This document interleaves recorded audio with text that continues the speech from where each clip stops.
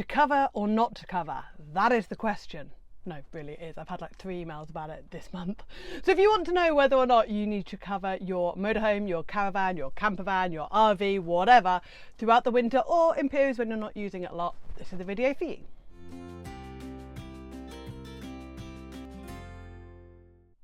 Hi, welcome to the Wandering Bird YouTube channel where we share tips and tricks for motorhoming and van life. If you're new here, welcome. My name is Kat, and if you're not new here, hi, welcome back. Sort of at a weird angle. The van is parked on a slope and no matter what I do, I can't quite get this going. So just sort of tilt your head a bit. It'll be absolutely fine. Now, a question that I've been getting a lot, both in the Wandering Bird Facebook group and also seeing in other forums, is do you cover your vehicle in the winter? What are the pros or what are the cons of using a cover or not covering it?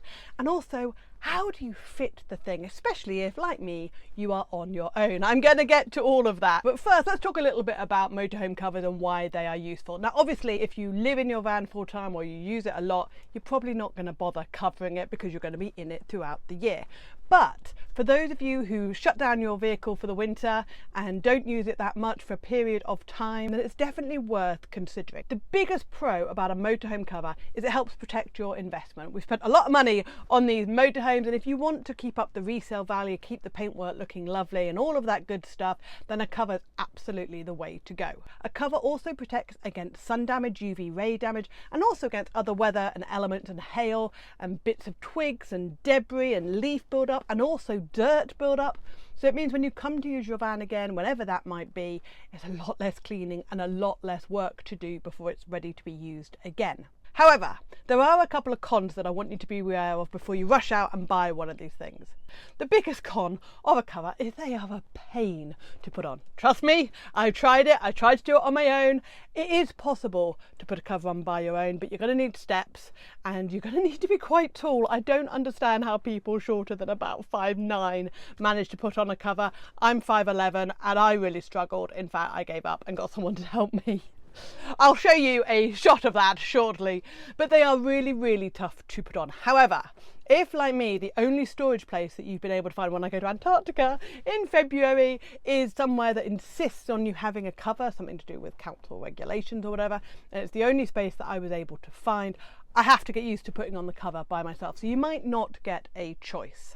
The other big problem to think about is it blocks out sunlight to the solar panel. So if you rely on the solar panel to trickle charge the batteries when you're not using it, you're not going to be able to do that with a cover on, which means that you then got to come down, you've got to do a bit more maintenance, you've got to do things like starting the engine, checking the batteries, making sure they're all good. It's a little bit more intensive throughout the winter if you do have a cover on, but not insurmountable. A cover can actually encourage mold and mildew. It's really important to get a breathable cover so that it doesn't build up a load of condensation, which can then lead to increased damp, but just keeping it in an enclosed space will increase the risk of a little bit of mildew and damp. So there's a lot of things that you can do, like leaving cupboard doors open and removing all your bedding before you put it into shutdown, which you should do anyway. If you want a free checklist on what to do for winter shutdown, I'll leave the link in the notes. You can grab that and help you work through that. So if you decide that you do want a cover, how do you find one? How do you find one that fits? So the first thing to know is the length. You go for the length of your van. So this is the cover that I've got. It's from Maypole and my vehicle is 6.9 meters and I have gone for one that is 6.5 to 7 meters long, and it's absolutely fine. It fits brilliantly. One thing to note, if you've got a bike rack or storage box on the back like I have, you do need to take that into account on your overall length. Now luckily my storage box actually brings the van up to about 7 meters, so it fits fine, but if it will take you up to the next category, then buy the slightly bigger one. You also want to make sure you buy a cover that, like I say, breathable, but that's got side door access on the same side as your door. I know a lot of people obviously have European door side doors or UK side doors. Make sure you get one with the right side door, and if you don't get one without a side door access, it's going to be an absolute nightmare for you to get in to do maintenance and checks throughout the winter. So unless you're using your van on and off a lot, then you're going to make sure you need to get a side door fitted. On that note, you can actually get clear panels fitted over the solar panels. You have to obviously go up on the roof and mark out where you want them to be and then take it to a seamstress. But I'm pretty sure, haven't done it yet myself, but this is my plan for when I go to Antarctica. You can also, of course, get custom covers made, so they will put exactly the panels and the clear panels where you want them to be, but they're a lot more expensive.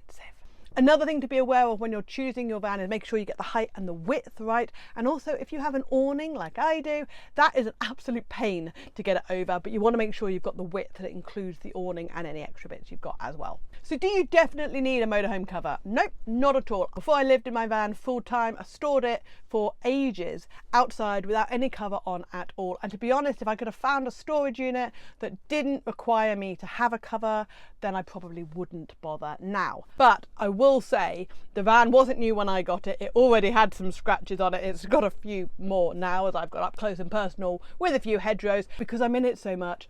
It's got high mileage. I'm never going to get the resale out of it. People who've spent a lot of money on a much newer van and then look after it much better are going to get. The other thing that I would look for when you're buying a cover is make sure it's got really long straps. You want to be able to go obviously down the sides, and also you need to go underneath. So how do you fit a motorhome cover? Okay, so the first thing you should do is wash your van so that any dirt or debris that's on the van doesn't cause scratches while it's being pulled along by the cover. Yeah, let's just assume that I have done that.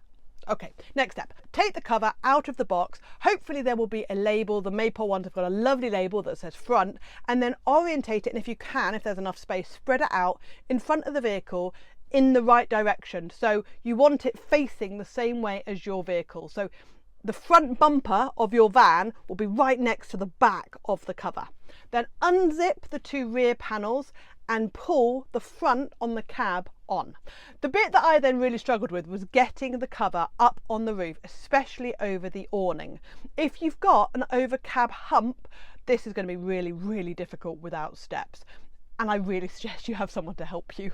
In the end, I did need somebody to help me because it was just really tough to do. Like I say, you can do it. It helps if you can get up onto the roof. Again, be really careful. Not all roofs are that strong.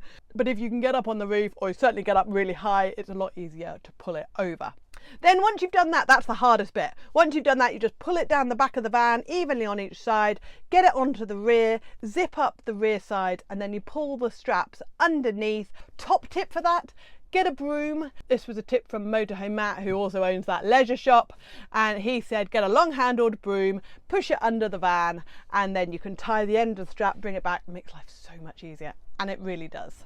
Make sure if you can that the side door is orientated near the side door panel. Tighten the bits on the top, pull it down as far as you can towards the wheels. Bob's your uncle. The hardest bit, like I say, was getting it over that initial hump actually up onto the roof.